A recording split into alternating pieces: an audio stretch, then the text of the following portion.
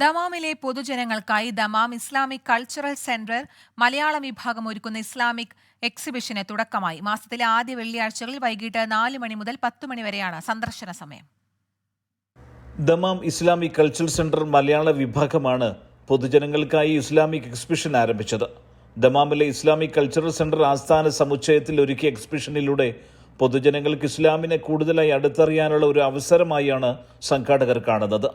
Islamic cultural centre മേധാവി doctor Sheikh Abdul വാഹിദ് അൽ Mazrouei exhibition പൊതുജനങ്ങൾക്കായി തുറന്നുകൊടുത്തു.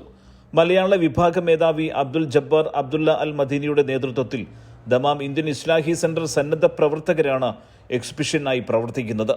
മനുഷ്യരാശിയുടെ അത്ഭുതകരമായ പ്രാരംഭം, മാനവ ജീവിത ലക്ഷ്യം, സൃഷ്ടാവിൻ്റെ സന്ദേശം എന്നിവ പ്രമേയമാക്കി സാങ്കേതിക മികവ് പുലർത്തുന്ന എക്സിബിഷൻ കൗണ്ടറിൽ ദമാം വിസ്ഡം യൂത്ത് വിങ്ങിൻ്റെ കൗൺസിലിംഗ് ഗൈഡൻസ് ഡെസ്ക് സൗകര്യങ്ങളും ഉണ്ടാകുമെന്ന് സംഘാടകർ അറിയിച്ചു. സൗദി മതകാര്യ വകുപ്പിൻ്റെ കീഴിൽ ഇതിനകം മലയാളം മദ്രസ, പാരൻസ്, ഇസ്ലാമിക് ലേണിംഗ്, ഖുർആൻ സ്റ്റഡി സെന്റർ തുടങ്ങിയ നിരവധി വിജ്ഞാന സദസ്സുകൾ സംഘടിപ്പിച്ചു വരുന്നതായും ഭാരവാഹികൾ അറിയിച്ചു. സുബൈറുദ്ദീൻ, 24 ദമാം.